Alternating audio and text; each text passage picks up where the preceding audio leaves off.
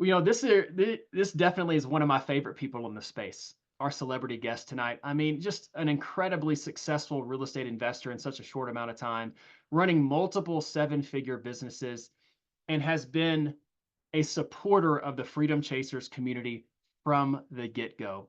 And whenever we bring our celebrity guest on tonight, you never quite know what's going to happen, which has me full of anticipation, and I mean that in the most positive sense.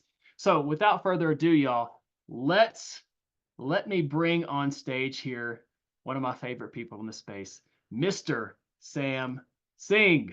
DJ Khaled. Yeah. All I do is win. Yes, Sam. That I can't think of a more fitting intro song for you, man, because literally that's all you do is win, bro. I don't think you've taken any L's in your life, man.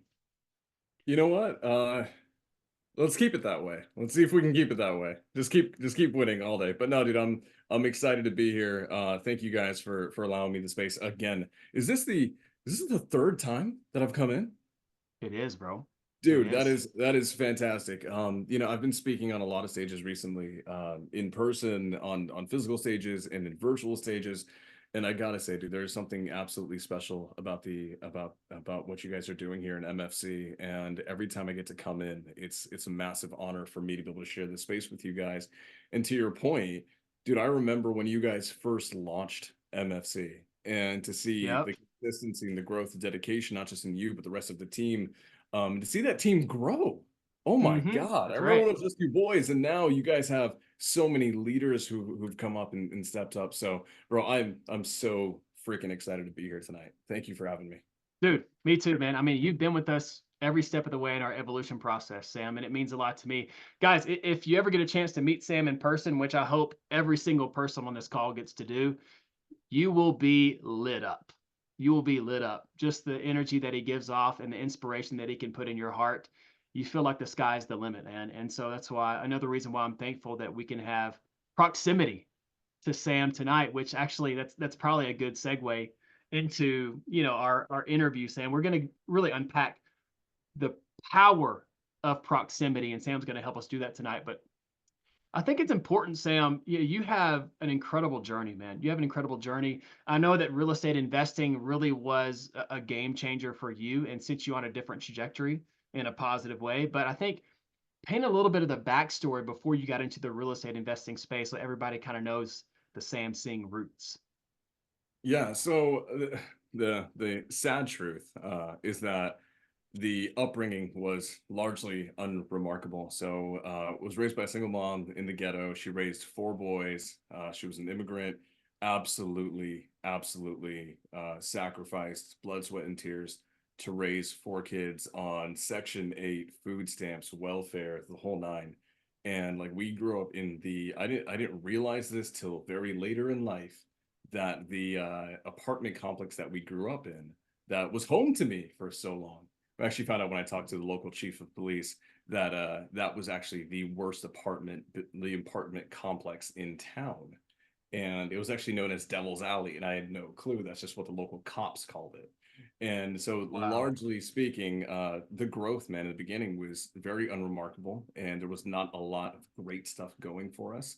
But there was a lot of freaking work ethic shown to us by our single mom, and dude, getting to college was a huge thing. So I was a collegiate athlete, I was a collegiate tennis player. I worked for the federal government, and guys, for me, like I thought the W-2 road, like it was an exciting road working for the government and things that I was going to do. It was going to be fun, and it was going to pay the bills, and I was going to have a good time. I thought that was it, right? And then lo and behold, after a series of really unfortunate events, I ended up realizing that, to the point of this community, that I didn't want to work for someone else. I didn't want to work, especially for the government. And I started Fair enough. realizing that, a lot of people, they leave their jobs because they have like an annoying boss who breathes down their throat. Guys, trust me, when you have top secret clearance and you work for the government, totally different story. Like totally different story. And it was about like my 20th polygraph lie detector test, just for employment's sake, that I was like, is this really the route that I want to live, right? And due to COVID and the world shutting down, it gave me the freedom to start exploring other options. And that led me down this massive rabbit hole of entrepreneurship and real estate. And so coming up this November, it's officially going to be, I think we're hitting a 3-year mark. So I've been Wow. incredibly blessed with the proximity I've had. And the reality is all the successes you mentioned, just kind of forward pace to where we're at now. I'm super blessed. I say this with no level of ego or bragging, but rather because I want this to serve a purpose with you guys. We are now running 2 different 7-figure-year businesses. And my true hope is that all of you guys don't have to take the 3 years or just shy of 3 years that it took me to do that. And dude, life right now, it's so funny that you mentioned it. Like looking back Hmm. 2 years ago, 3 years ago when I was in grad school to look at where I'm at right now, it is a world apart. And I've only got proximity to thank for it. So yeah, dude, Yeah. that's a little bit of it. Yeah, dude, you're an inspiration, Sam. There's no doubt about it. And as it relates to proximity, the power of proximity, I mean, when did that concept kind of come onto your radar, and when did you start seeing its impact in your life? So, oh my God, I love that. So it really started with me understanding that I didn't know anything about anything. I was very aware that I didn't know anything about anything, and I needed to get into coaching and I needed to get into mentorship. And I was a lucky human being that in my first program that I ever really kind of invested in, this person at the time wasn't known nearly as well as they are now. I came by my first real major mentor. His name's Pace Morby, and Pace Morby is a phenomenal, fantastic human being. And he showed me the power of abundance and of giving and of being a servant leader. And that proximity will change your life if you understand it. And so that led me down this massive rabbit hole. That was the first big one, was joining his mentorship. And I would even, it's really more of a community, very much like one of you guys have here. And truthfully, you know this story. The biggest kind of one I think that stands out in my brain, where being in the right room at the right time with the right people changed my trajectory completely, was 2 years ago. I went to this real estate conference event known as Clever Summit. It was this huge event. We were there together. Yep. And it might have been that night that you and I hung out. I got invited to a just penthouse kind of party thing. And all I knew was there was going to be a lot of rich people there. And I had no idea what I was getting myself into. And I found myself in a penthouse suite that was like this multi-million-dollar penthouse with this amazing, amazing human being who shattered my preconceived notions of, let's just be honest here, guys. When you grow up in the hood and you have the skin color that I do, you anticipate that getting into rooms with rich people that look a certain way, that you may not be welcome, that you may not be loved on, that you may be ostracized. And I went into this room with all of those things. Why? Because my background told me that that was going to be the case. Mm. And the man who owned that room, his name is Robert Wensley. You guys may not know his name, but you probably know his product. If you guys have ever heard of Investor Lift, he's the CEO and founder of that. It's a $1 billion platform. It's an amazing thing. Rob Wensley had no idea who I was, had no idea whether I was successful or broke as shit. Excuse my language, so sorry, guys. And but the reality is, he took me in and he loved on me and like acted like I was a long lost little brother. And what he did then in that moment is took me under his wing, and he did something very phenomenal. And he realized that I didn't have the proximity that I needed to hit the goals that I had. So you know what he did? He went out of his way to connect me with the biggest and baddest players in the game. And he actually is responsible for introducing me to my next 2 to 3 mentors who have since shifted my trajectory each time. Wow. And Wow. I want to throw this in just because he deserves this. He deserves this recognition. A lot of people don't know this. One of the businesses that I own that we've just hit $1 million a year. We're pacing at $1 million a year now, which I'm super thankful for. It's been a year and a half, and from the minute that business was like conceived, the idea of it showed up.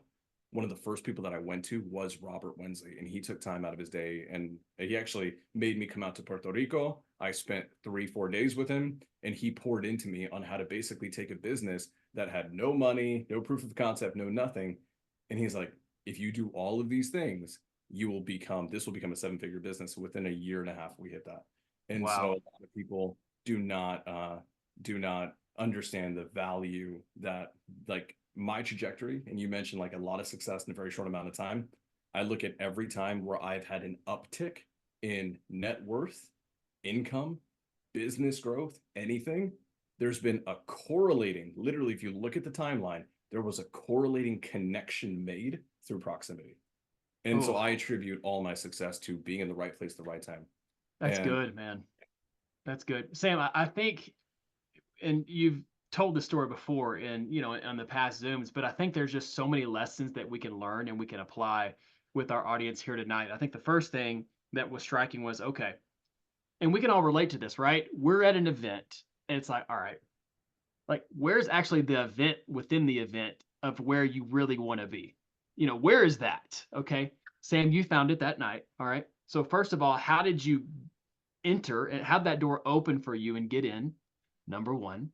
And then number two, once you find yourself in a room where you're a very, very small fish in a big pond with a lot of other big fish, how in the world do you navigate that kind of situation? And obviously, you navigate it to the extent where Robert took you under his wing and really changed the trajectory of your life. So if you could speak to those two things, I think in principle, they could apply to everybody across the board that are attending these kind of conferences and events. yeah, absolutely. It's going to apply whether you're in conferences or you're in Zooms or you're in mastermind events or meetups. Like everyone will go through this at some point. So number one, the event behind the event, guys. If you guys didn't know, when you go and pay $500, $600, $800, $1,000, it doesn't matter for a 2, 3 day conference.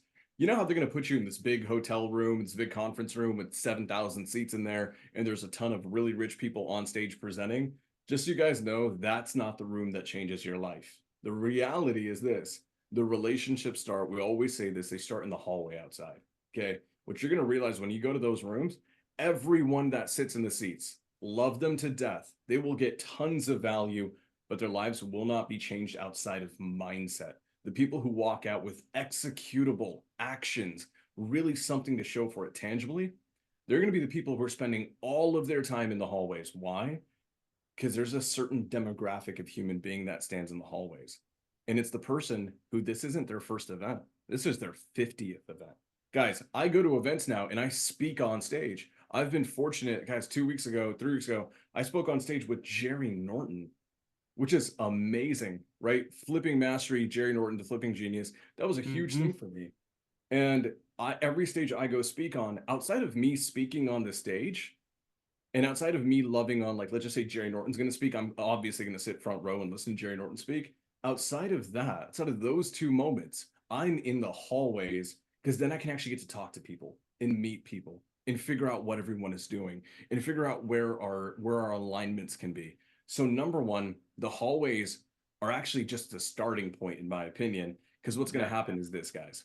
You know, the guys who are speaking on stage, the guys who are throwing the events, the real big wigs, they don't Mm-hmm. travel alone. I hope you guys know this. They all have their dedicated top students. They all have their assistants or secretaries, their kind of entourage that they work with. The reality is, if you want to get to Ed Milet, you don't go to Ed Milet. You want to get to Ed Milet, you go to his friends, you go to his secretary, you go to his family members who love on them, right? Those people, they've heard Ed Milet speak a million times.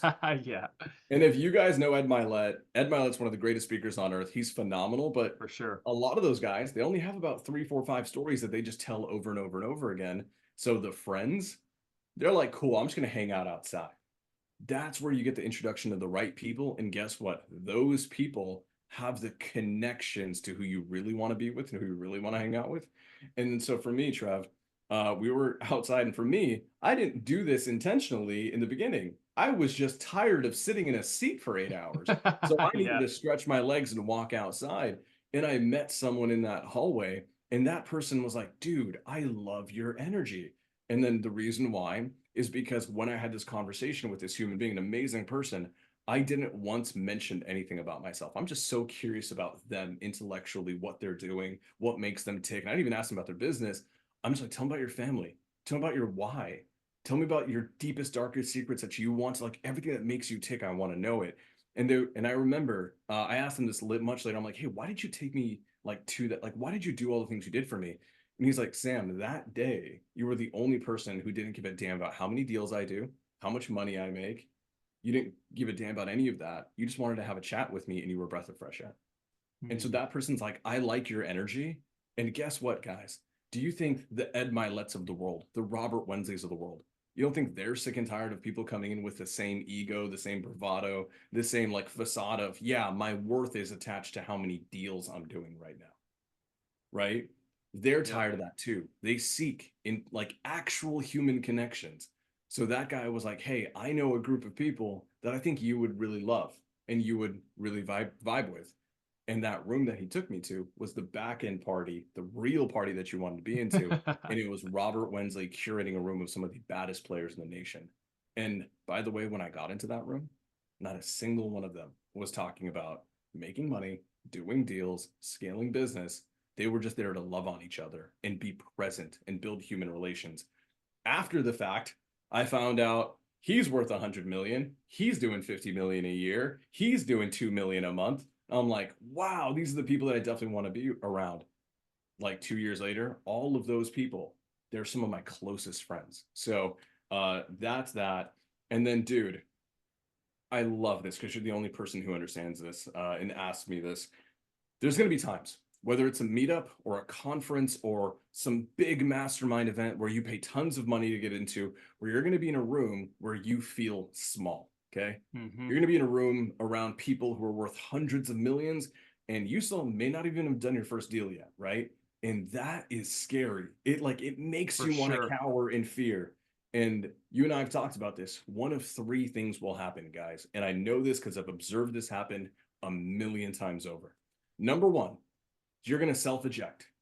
You're going to panic, freak out, know that you don't belong because you're not at the same net worth. You're not at the business acumen. Whatever stuff had to happen for you to luck your way into that room, you are accepting that you've lucked your way into that room and that you don't belong there. You panic and hit the self eject button. You know what's going to happen? You will never get re-invited to that powerful room because Yeah. you couldn't hang. Okay. That's number one. That's not okay. Number two, this is what the next group of people always does. They know they don't belong. And they do what I absolutely hate. And that's they fake it because they think faking it till they make it is like legitimately going to work. And the thing is, guys, for all these people who are doing multiple 8 figures, 9 figures, these people have amassed real wealth. Do you think they're not emotionally intelligent?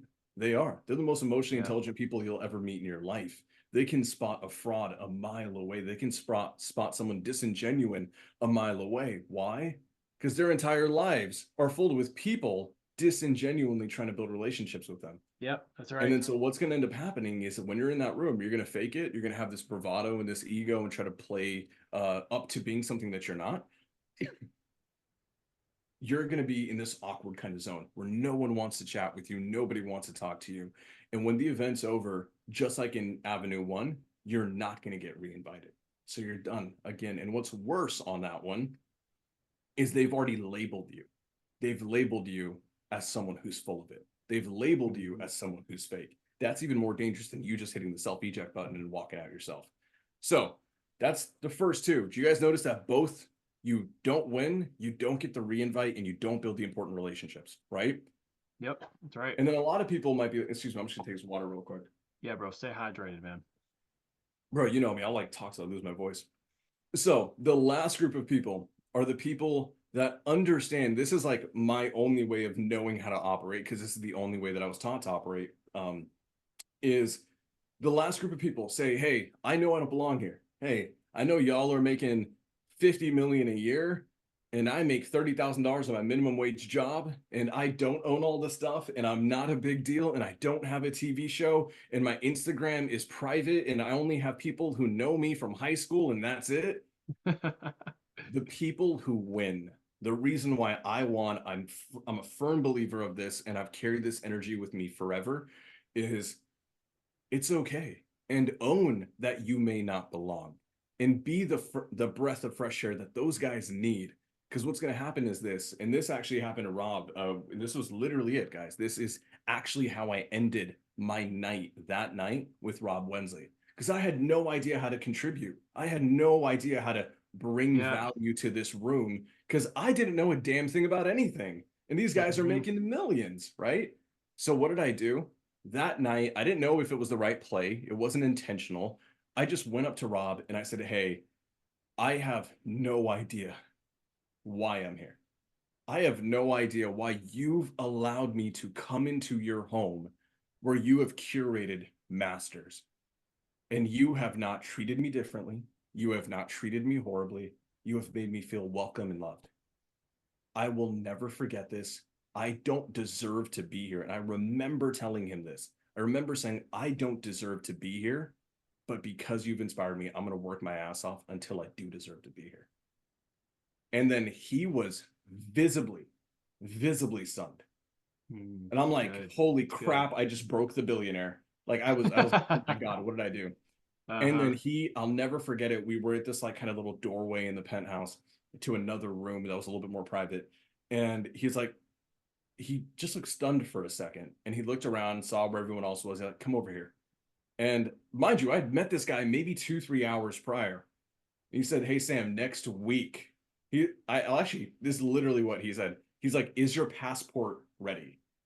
Have you guys ever met anyone and they've asked you if your passport's ready? And at the time, I was like, Wow. I don't know. That's a great question. He's like, because next week we're going to be in the Dominican Republic with some of the baddest investors in the country. We're going to be on a yacht for 3 days. I want you to come hang out. And I was like, what the fuck is happening? And the Hmm. reality is that he and I have talked about it endlessly after. And he says the most important thing that I did for him in that moment was actually care about him and care about his life and his people Wow. in his room.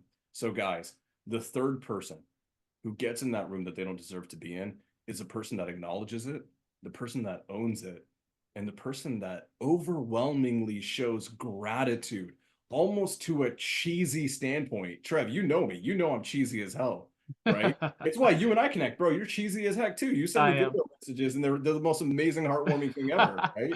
Dude, my wife lets me know how cheesy I am all the time. She And makes it fun of me wins. constantly. And it wins, man. So I think that person, it's okay if you don't deserve to be there. Acknowledge that. Acknowledge that it's actually amazing. Acknowledge the fact that God graced you with so much luck on this day. And then acknowledge that you're going to work your ass off until you deserve to be in that room. That person, just like I stunned Rob that day, I think you can all stun whoever it is you're talking to, and you will stand out in their mind as someone who's genuine, someone who's coming up, someone whose core values are probably in alignment. And most importantly, you're going to show energy that they want to be around.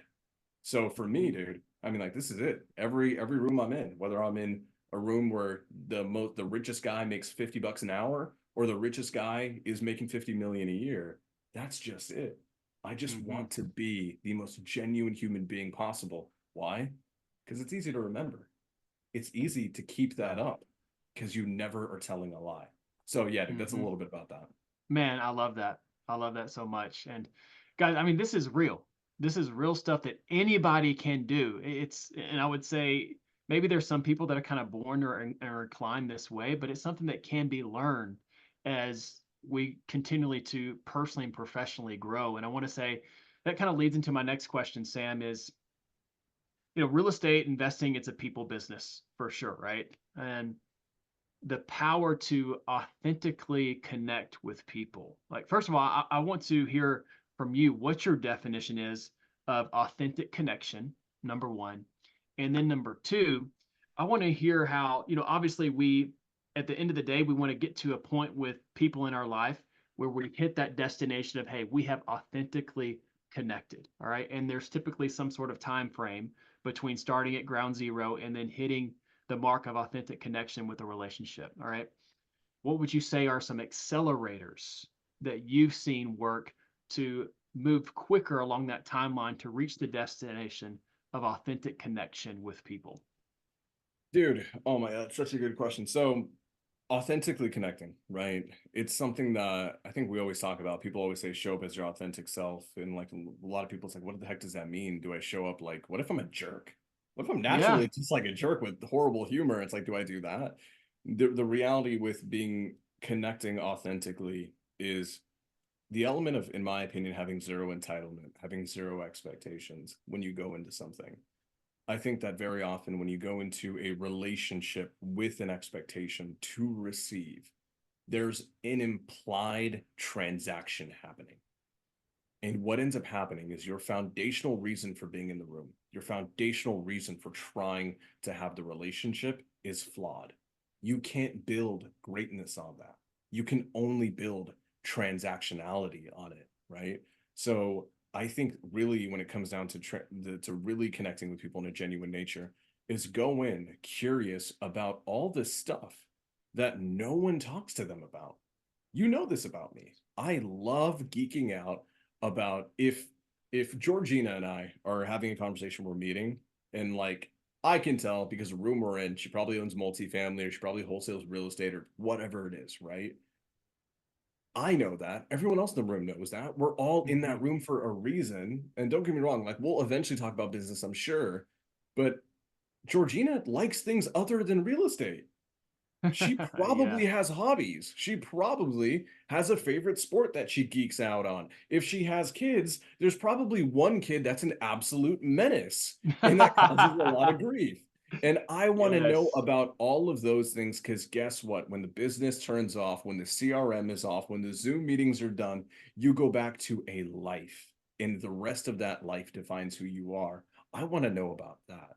I geek out about connecting over sports and like I'm so unabashed with this. I love it. I'm young, guys, and I grew up in the era of video games, Xbox, Call of Duty, Halo, and anime. Like that's my jam.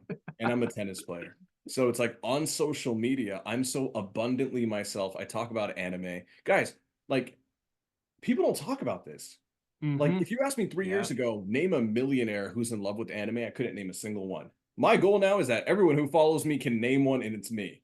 All Okay, right, let's go. and then tennis, and then video games, and then Halo is the greatest game of all time. You can fight me on it. You're gonna be wrong. But like, here's the thing, and you know what? You know what's happened, Trev? What's Other that? millionaires have DM'd me every time I've talked about these things, and they're like, dude, Attack on Titan's the greatest thing ever. Dude, Halo sucks, Call of Duty's better. Dude, let's game tonight. And I am now, guys, I have friends who make 8 figures a year, and I go and play freaking computer games with them. And we don't talk about business. We don't talk about Yeah. making money together. We talk about all the other things that matter, probably even a little bit more. And then guess what happens when there is time and an opportunity for a transaction to happen? That transaction is going to be built on a relationship of trust, genuineness, and love, right? It's good. And what ends up happening to the quality of the transaction? So much better. Hmm. And so, dude, I think connecting genuinely is the greatest cheat code in life. I think everyone is capable of doing it, and I think no one talks about how to do it right. And I think the answer is this: ask yourself, guys. Trev is already a superstar in his own right, but I want like let's play a little bit of a game here. Let's pretend Trev has 1 million followers. Okay, he is huge. Pretend you go to a conference event and he's doing a meet and greet.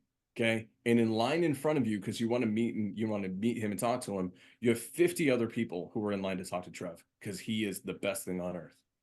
I want you to play this game of paying attention to everyone that you can hear. Play the game of asking yourself what questions are being asked of Trev. And what you're going to find is that everyone asks the same shitty questions over and over and over and over again. And what I want you to do is take a list of all those questions, throw them all away, and ask him the most unique, random stuff ever. And someone who did this to me asked me this greatest, it was one of the best things ever.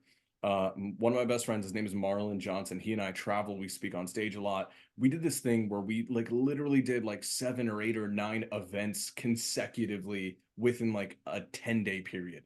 It was brutal. And this was not like virtual. This was like we were in Texas, and the next day we were in Georgia, and the next day we Wow. were in Florida and Puerto Rico. An amazing woman out of Dallas, Texas.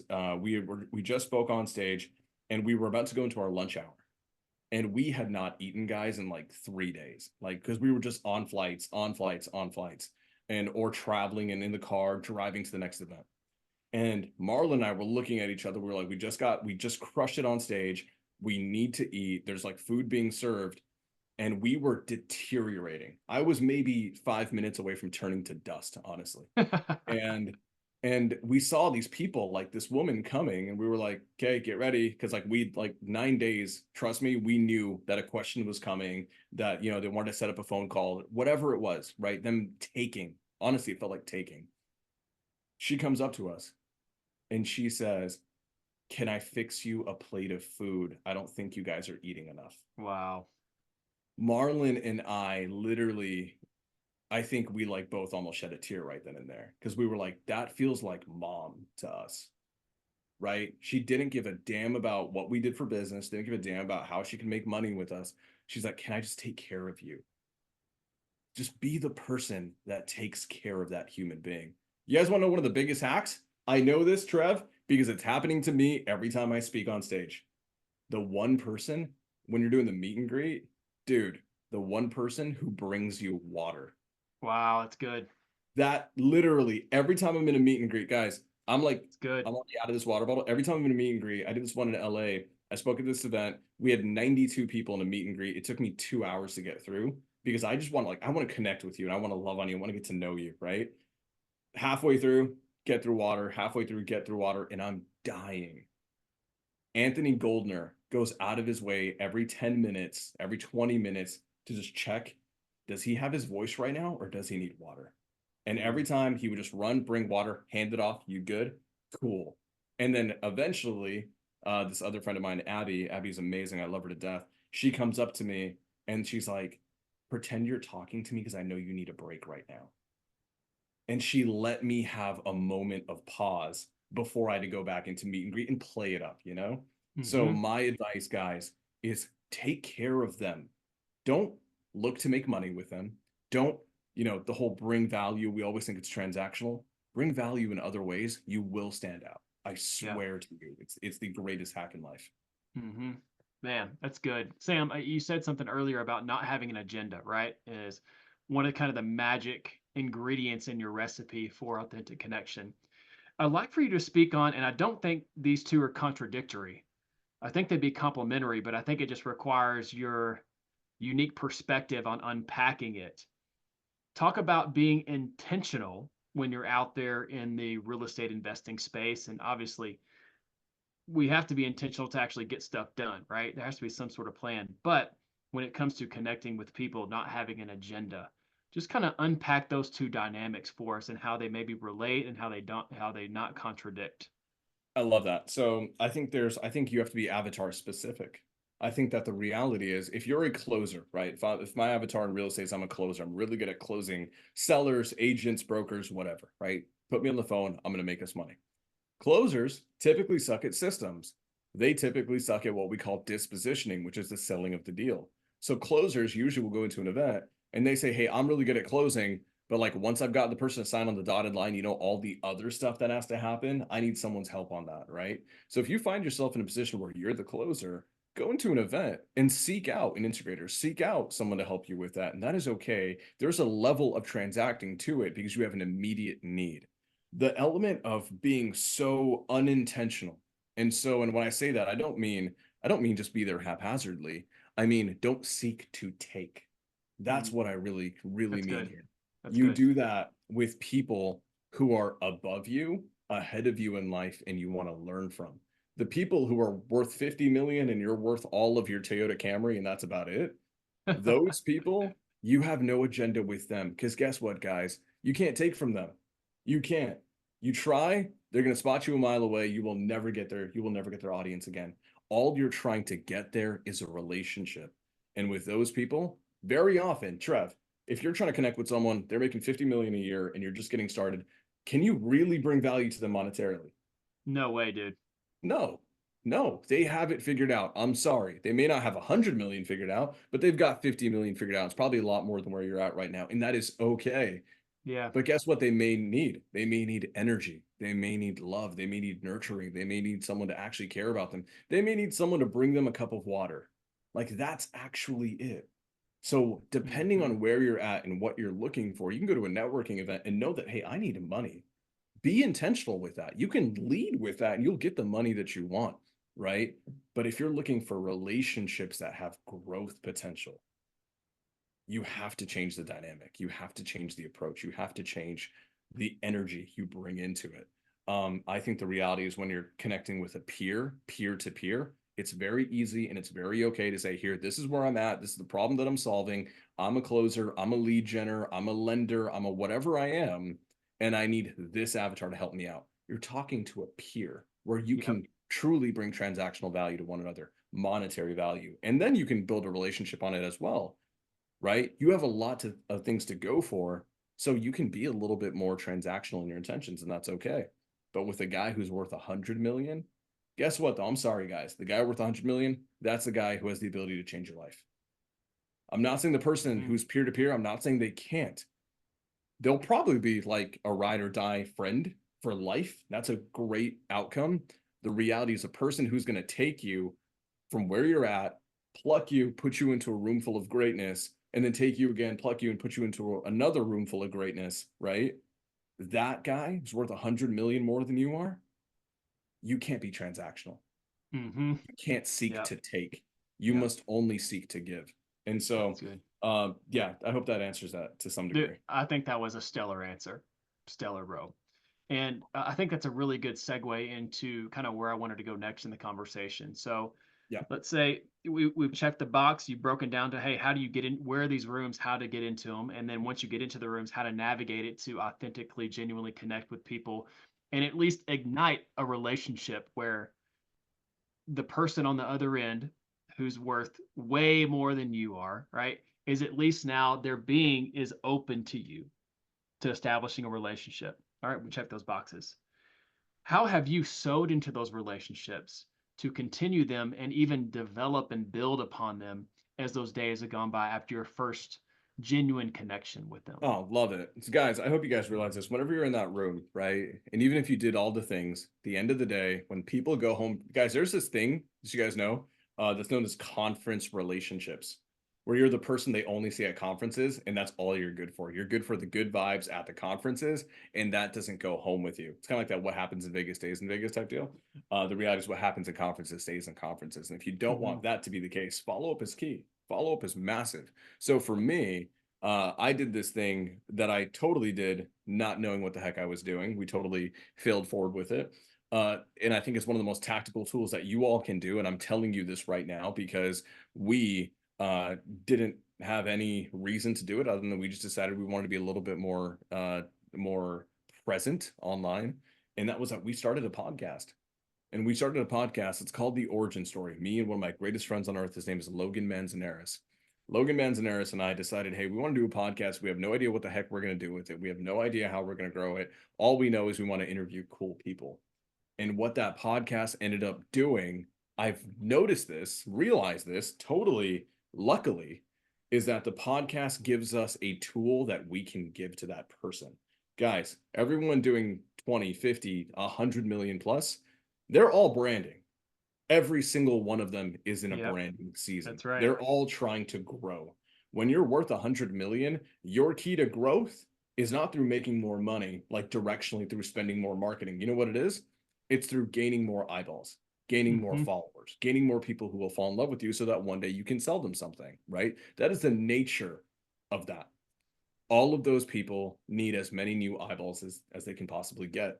So with us, I would go and connect with them, but to bring the relationship home, to have one more time, right? To nurture the relationship outside of just a conference. Now you're at your home, I'm at my home, and we're communicating one to one. We did the podcast. It was completely for free. And guys, I want to put this into perspective for you. You guys ever watch the show Shark Tank? Kind of a badass Yeah. show. I love Mm-hmm. that It show. is.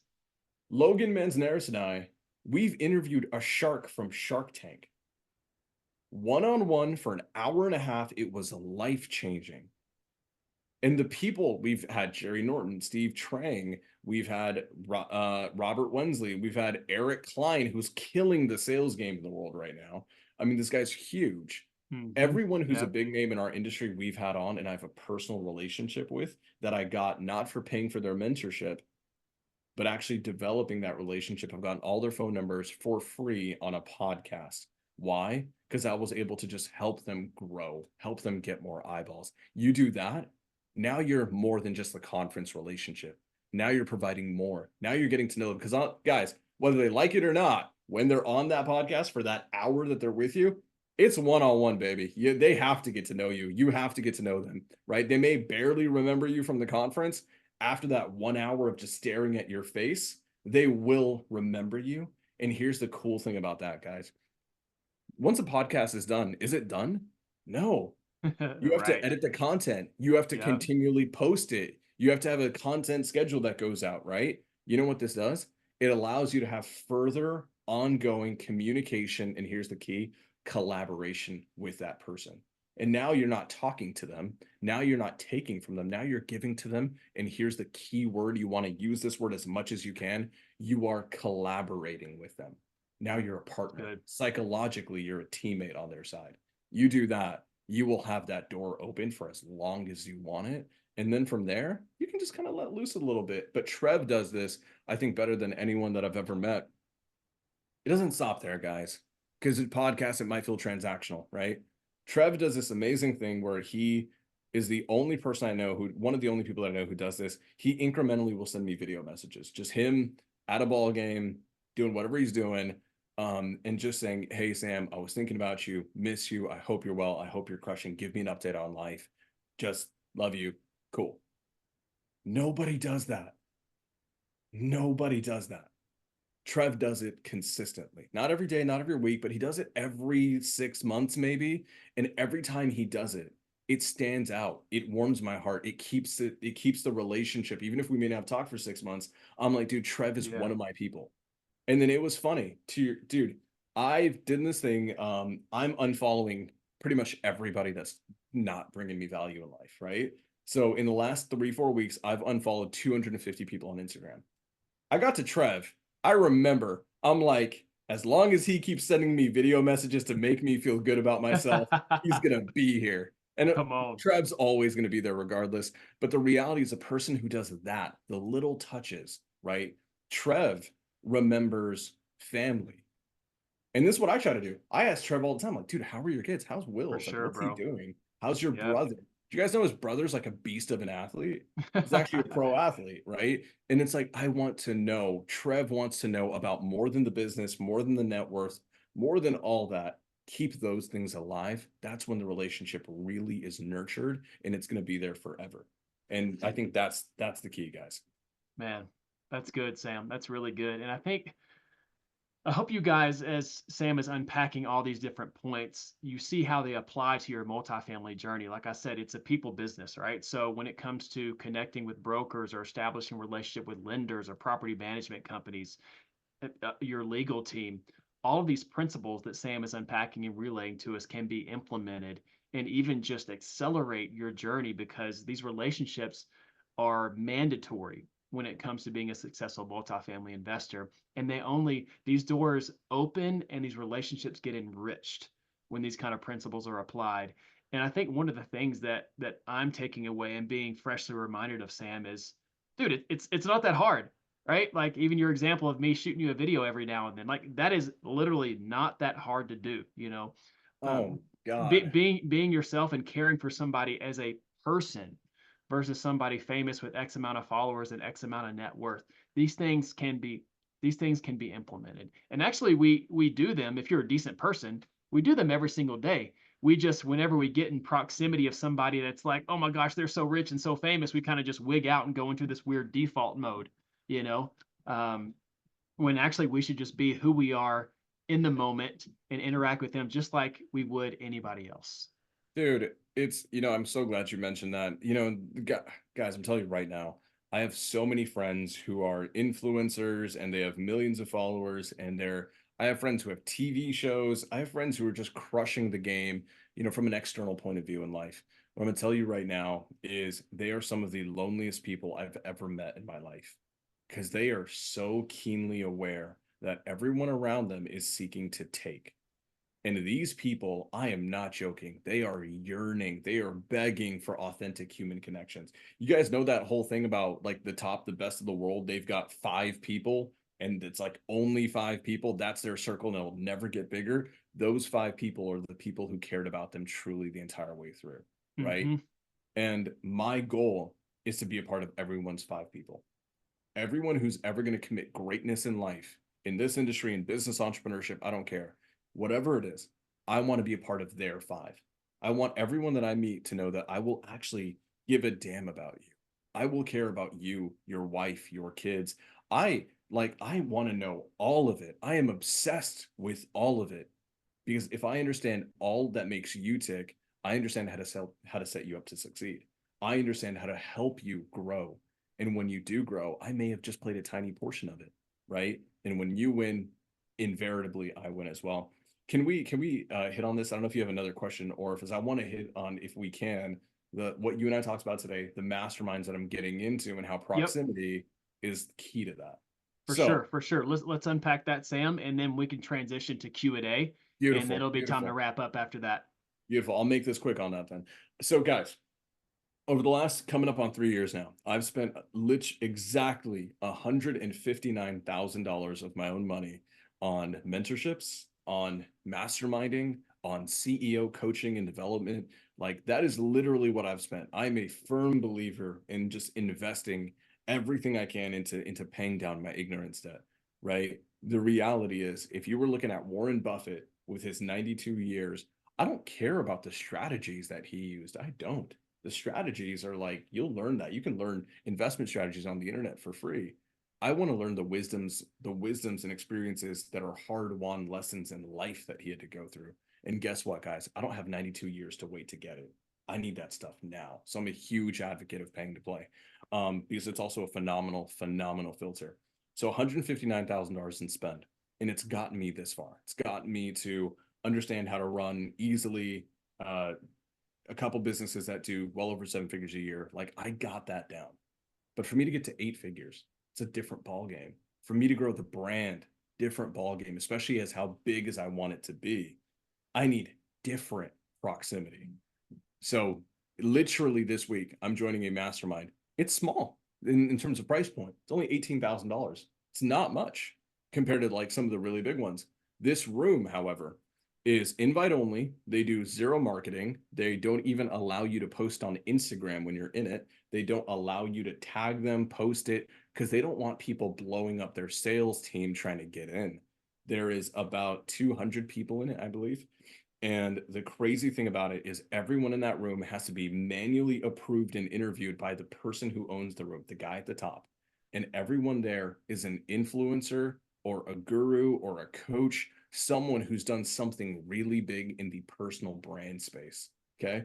And the cool thing with that room, it's invite only. So you have to be invited by another member and then screened by the person who owns the room. And then you sign an NDA if you actually get into it. Wow. The proximity, if I want to get to the next stage, it's going to require a higher level of proximity. It's going to require for me to get into a room that is more secluded, more exclusive. In another room, and I'm gonna wrap this up that I'm gonna get into, guys. It's another room. It actually costs $100,000. So over the next 12 months, I'm gonna spend 118 grand just on 2 masterminds. The other one, it is 100 people only, maxed out. They only have 50 people in it right now because they say no to literally 90% of people. Their minimum qualifier in terms of how much money you have to be making a year to get in is you have to be making minimum 5 to 6 million a year, like, to qualify to apply. I'm not there yet. Hopefully I'll be there in the next year and a half to 2 years, but I'm not there yet. The only reason that I was allowed to even apply and given the acceptance is actually because proximity. It's because in both of those rooms, guys, the person connecting me to both those rooms is someone I met at another event that I loved on, that I built the relationship with, and we haven't made money together. We may never make money together, but when time came and I went to this person, they're like, hey, Sam, like, what's happening in life? I said, hey, man, like, I've got all these things going. All these things are going right. Here's the next stage, the next season. And he's literally, I'll never forget it. He literally texted me, you need better proximity. We jumped on a call the next day. He said, I'm going to get you in these next 2 rooms. That room, that 5 to 6 million a year room, they said, literally, they openly told me, like, yeah, we would, if you applied, you would never even gotten a phone call to like interview because you don't make enough money. But they're like, if you're coming from this person and they're vouching for you, you'll probably get to 5 million in the next year with our help. Wow. So guys, you may luck your way into a room with proximity, but trust me, at the highest level, literally everything is invite. Everything is invite only. So I want you to start getting into proximity now, because you have no idea, a year later, it may be the key for you getting into the next room. So outstanding.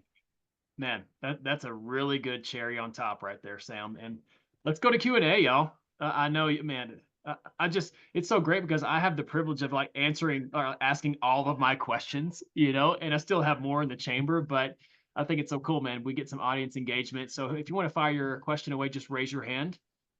Use the reaction button Yeah. somewhere down there on your dashboard. We'll get you unmuted and you can fire away. Yeah, I'd love to meet you guys.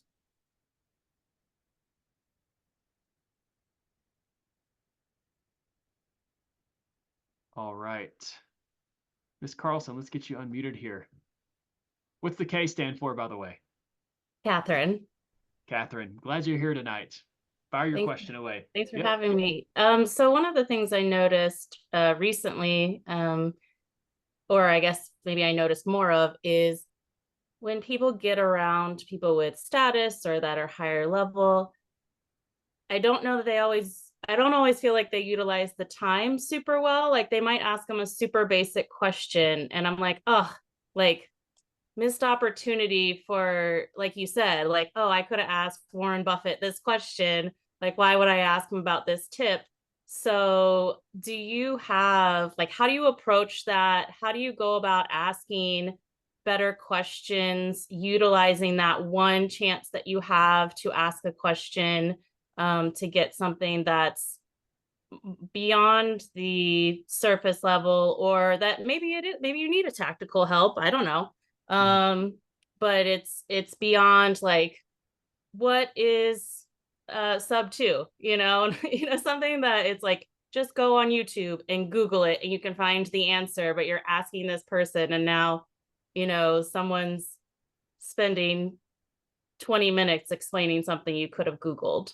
Yeah, yeah. You're face to face with someone worth $100 million. You have their time for all of 3.5 minutes, and you guys. By the way, the number one question to never ask anyone with any level of status, I know because I've polled all my influencer friends and I've done a survey. The number one question they all hate. Ryan Pineda hates this question more than any. He vehemently hates this question, and the question is, what would you do if you were my age, or if you could go back in time to whatever age? What would you tell yourself? Everyone hates that question. Why? Because it's the most arbitrary, random question. It serves no purpose other than people thinking it's deep when it's really not that deep. The reality is this. So I think a lot of people, they try to go up and they try to figure out what questions to ask, and people will come up with a bank of questions they want to ask. I actually think what's more powerful in life in general is understanding what not to ask, is understanding, like, when I find out what I want to do with things, I actually find out what I don't want things to look like. And it usually narrows the field quite a bit. And so, outside of in a meet and greet, outside of paying attention to what everyone else is asking them, throwing all those questions out the door, don't ask for tactics. Why? Because you have no chance of being remembered, because tactics questions are all they get, right? Tactics are some semantic level of just garbage. I would say the reality is this: make an observation, a keen observation on them, on their social media of their life. One of the smartest things you can do is, if you're waiting in line, or like you already know this person's going to be there, you may have a day in advance, go to their social media, scroll back 3 months on their social media, find out what they were doing in their personal life, right? Find out about, if you have kids and they have kids, and 3 months ago they posted about how they put their kids into private schooling because they were sick and tired of public schooling. That's a phenomenal question to ask, right? When you finally get to the door and say, hey, you're an entrepreneur just like me, right? I know you put your kids into homeschooling. I'm thinking the same, but I work from home. Have you found like conflict with having your kids at home and you working at home? You're going to be the only person in life who's asked them that. And then the beauty of that question tactically is, what does it do? It leaves the door open for you to connect further down the road, keep them posted on how your kids are acclimating to school, homeschooling, right? And this is the key with guys. We look at like men, because entrepreneurially is very male dominated. It's true. And guys with people with status more often than not are men. I think women, sorry, if you're a woman here, I think you have a competitive advantage when it comes to networking. Why? Because you don't want to be around the man anyways. Because guess what? Who knows everything about the man regardless? The wife. And who does no one want to talk to? Who does not get the attention? The wife. People they want to get around Pace Morby all the time. Guys, I am like so close with Laura Morby. I love her to death. I talk to her all the time. She's the sweetest, friendliest, most giving person I've ever met. And she knows everything that Pace knows because they're married. And so if you want a relationship with that person, honestly, you got to figure out, how do I get to the secretary? How do I get to the brother? How do I get to the wife? Because they're probably not, jaded by all the questions. I would say make observations that go beyond the business. Make observations about their family. Make observations about their dreams, their why. For me, I talk about this publicly. One of my whys is to create the greatest animal sanctuary of all time. It's one of the things that makes me tick. Like, I was inspired as a kid by Steve Irwin, the crocodile hunter. Like that is like it. Before I leave this planet, I want to have one of the greatest sanctuaries ever. Okay. People pay attention. They've started to pay attention to that. I have people who meet me for the first time ever. They don't say, "Hey, Sam, I'm wholesaling. Hey, Sam, I'm starting my business. Hey, Sam, what LLC should," whatever. The people come to me and they're like, I remember this girl came up to me and she was amazing. She's like, "If you had to save a lion or a tiger for your first animal in your sanctuary, which one would it be?" I was stunned. She and I chat all the time now. I love her to death. And so it's really that fun. It's really that simple. And guess what? These people, there's clues on their social media. You just got to find them. So I hope that gives you some level of insight. The reality is this: when you go into the room not knowing anything about them, it's going to hurt you a little bit. Do some research. Research can set you miles apart. That's good, brother. That's really good. Excellent question. And I got a lot of help with that one. Guys, maybe we have time for one or two more questions.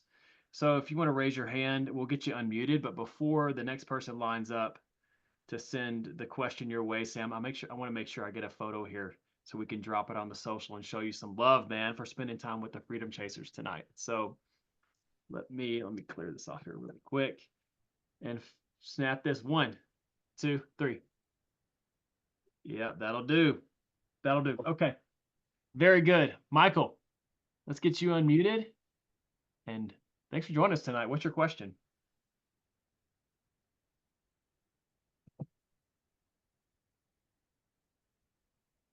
Let's try this again here. There we All go. right, I think I got it. Thank you guys for your time. All right. You're welcome. So you mentioned, obviously leading with the service, and you probably already hit on this, and I was multitasking, so I apologize. So you may have hit on this, but when you were in that room, when you made your way to that room, and you were like, "Oh, I don't really have anything to offer," or like what, you had that feeling, or like what was it that you led with that you, besides, being that your genuine self and being interested, was that really the only thing that led you into those rooms, or was there something else that you were able to provide them that allowed you to break that barrier? So what got me into the room, there was nothing tangible. Guys, I didn't pay a ticket. I didn't, outside of being at the conference that we were all at. Trev, you were there. There was 2,000 people there, right? There was a ton of people there. Outside of being there, outside of paying the ticket to be at the conference, there was nothing that set me apart that got me in that room. There was no other qualifier outside of the fact that I was intentional about just meeting other people and being authentic and genuine. And I remember when we were in this secret, guys, just so you guys know, the MGM Grand literally has a secret elevator to the penthouse suites. I didn't know this. And it's like guard gated. They put the key cards in it and turn it. It's the craziest thing. It's like a James Bond stuff. I thought that was movie stuff, but it's real. And on the way up, we were like, "Oh crap, this is real. These people are like rich, right?" And then so me and my buddy, we were like freaking out a minute, and we on the way up, like, you know what? Let's just make friends. And then like this kind of calm washed over us. Dude, that's it. I don't know. Maybe I have lucked my way into every room, honestly. But I think the one common denominator across every room that I've lucked my way into, and I've done it about 50 times now, is that every time I just want to make friends. That's it. And I don't think there's a tangible answer. I don't think you can try to get as tactical as you want with it, but the common denominator is always the energy and love that you bring into it. Outstanding. I'm sorry, Michael, I wish I could was give that you helpful? something more tactical. Was that No, it helpful, was Michael? helpful. No, yeah, it was helpful. So I'm going to the Cardone Enterprises Real Estate Summit. I can't even remember if it's Cardone Enterprise. Cardone Grant. So I'm going to the Real Estate Summit in July, in a couple weeks. So just I know I'm going to be in that proximity to some people that could change my life. I was actually at the event, Nine Figure Boardroom, Brandon Dawson's event, just this weekend, and had Hap Klopp, the founder of the North Face, sat down to me at lunch, and I was kind of had that moment, but I wasn't really ready for it, you know, like so I just want to make sure. I would say internally, tell yourself and come to an internal moment where you accept that this is not going to be your only chance in life to hang out with this person. Right. People freak out because they think internally, this is the last time I will ever be around this person. We will never hang out again. We will never have a chance. And it puts all this pressure on them. I'm just at a point where I'm like, dude, if you're a billionaire, cool. If we talk, great. I'm going to be in a room with you at some point regardless, because I'm going to be a billionaire too. So peace out, homie. Like, it's just that way. When you go into that, you take off so much pressure and you can come in so much more naturally. Right. Mm-hmm. And Sam, I think you'd agree with this, you know, kind of the principles, implementing the principles of what you've talked about. It's like a muscle you have to exercise because we have our default setting when we get in these contexts, right? It's like we get in fight or flight because we get around somebody that causes our nervous system to kind of go a little bit haywire. And so we have to build up that muscle. And here comes my family coming in, if you guys can hear the craziness in the background. But you have to build up that muscle to where that muscle then overcomes what any kind of spontaneous firing of the nerves that happen whenever we get in these situations that we realize, man, we're just like a small fish in a big pond. I mean, is that something would you agree? Oh, absolutely. I think and here's the thing, the fight or flight, right, reaction also happens because it's a shock to our nervous system, because this is the first time we've ever been there. Here's what happens to that reaction. It goes away when you tell yourself, this is not the last time I'm going to be here. This is it. Tell yourself, lie to yourself. It's okay. Be like, hey, man, I'm going to be hanging out in this room every single Saturday from now on anyway, so it doesn't matter. You tell yourself that, you take off so much pressure and you allow yourself to shine, right? Guys, the same thing goes like going on a first date. Don't go on to a first date like freaking the heck out. I think all the ladies here can agree. If you've ever been on a first date with a guy who's way too uptight, way too stiff, way too like just freaking out. Why? Because he's trying to like hit a home run out of the park. And I would say that most women would agree that like the guys who crush first dates, the guys who are like, they're actually calm and normal and natural, and they feel comfortable in themselves. And those guys, usually, it's because they know that this isn't going to be this is the first date, but it won't be the last. So we can develop the relationship further down the road too. That's good. Really good. Michael, thanks for your question. That was outstanding. Georgina, you're going to bring us home tonight with your question. So fire away. And thank you for your help on the back end. You're welcome. Thank you. I just wanted to know, what are some conferences that you would recommend some of us attend? Ooh, a phenomenal question. Depends on what you're trying to do. Depends on what you're trying to do. It depends on where your experience level is at. Because in the beginning, it kind of works this way. In the beginning, you typically enter like a newbie space where you learn a type of transaction. And then eventually you get into a place where you start learning how to become a CEO, right? You learn how to put business systems and structure and infrastructure in place. And then eventually you'll start getting into higher proximity. So like for me, right, I am now at a season where I need personal brand to go higher, right? So I'm speaking on so many stages, right? So I'm going to go into a room full of influencers who have got that down. So where are you at specifically? So I'm a newbie and I'm in real estate. So a newbie in real estate. Now, is multifamily the main goal for you? Good. What was that? I don't know. That's a good question. You don't know. Okay, great. So if you're it's where we're starting. So we'll say yes, for now it is the main goal.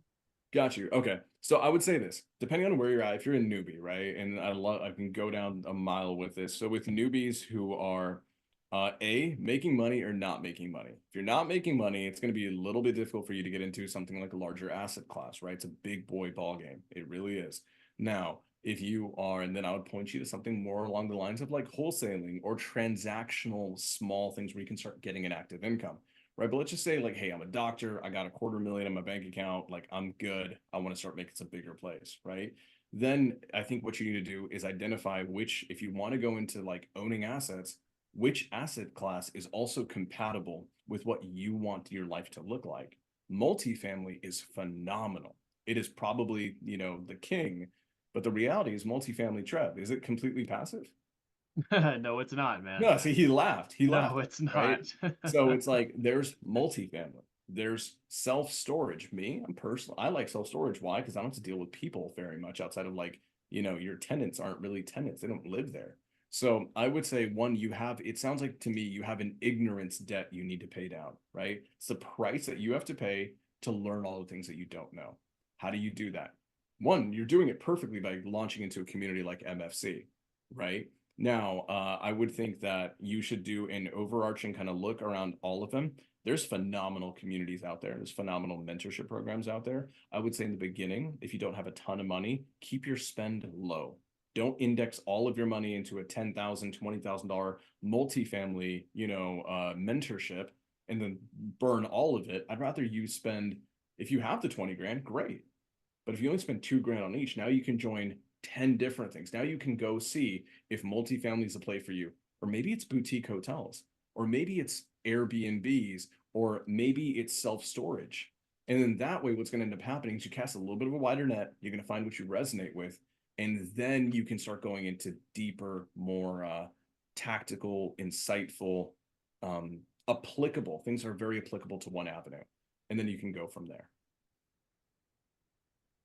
I wish I could give you like Excellent. one general answer, but the reality, I'm gonna tell you right now, a lot of those general conferences, they're very hoorah, and you're not gonna really learn enough about the tactics for you to decide if this is good for you. I'm gonna tell you right now, those hoorah conferences, I know those things. I'm trying to literally speak at some of them because like they're good for brand. But the reality with a lot of them, it's 2-3 days. There's a mindset guy.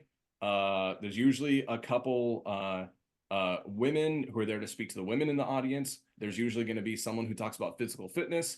And then at some point or the other, Ed Milet's going to come and make everyone cry. It's just the way. Yeah. And then they're going to sell you the $30,000 mentorship, right? Mm-hmm. So the reality is, I would say don't do those big conferences. I would say find a few feelers, right? $1,000, $2,000, whatever your budget allows. We can chat about this offline. Whatever your budget allows, for you to start getting some feelers out there, and then you can identify something further. Mm-hmm. That's really good advice. Thank you. Thanks, Georgina. Y'all make sure y'all snap a picture of our Zoom tonight and tag Sam. He's got his handle right there in his Zoom name, and follow him on everything that he has going on. Sam, is there anything that you want to say as like a parting words, and also how people can get plugged in and stay up to date on all of your exciting developments?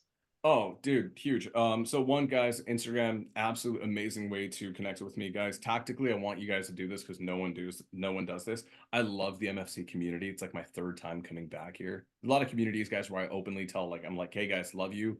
I just won't come back because your community isn't engaged, right? You don't feel the attention. My thing with you guys is this.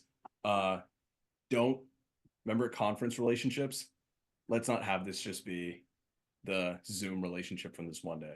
So Catherine, Georgina, Michael, Rachel, everybody, hit me up on social media. Big tactical thing with me, and this is how I want you guys to explore this. Send me audio messages. Texting, I hate reading. If you guys send me a paragraph, I'm just gonna see the paragraph. I'm out.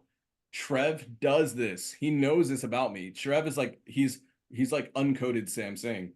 Sends me video messages, sends me audio messages. Guys, hack, by the way, everyone who's worth over 50 to 100 million plus, they only send audio messages.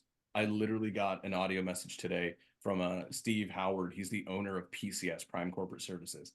And he sends me like a 2.5-minute audio message. And that's how we communicate. And Wow. he even said at the end of it, hey, I want to hear about what's going on with your life. He said, don't text me. Don't call me. He said, send me an audio message back.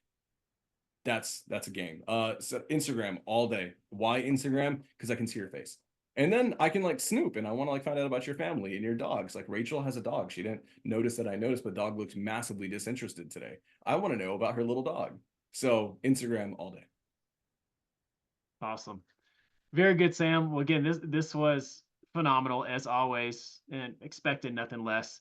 The only problem always is that we just run out of time, and we've gone actually 10 minutes over too. So this will not be the last time. Obviously, the legend Sam Singh in the MFC community gets a chance to intersect. But thank you again for everything that you shared with us tonight. And guys, let's implement it. I mean, summertime, there's a lot of activity that's going on. The market is firing up. And there's no better time than starting right now to implement these things of exactly what Sam was telling us and tap into the power of proximity. Sam, you know how grateful I am for you, brother. Thank you again for being with us.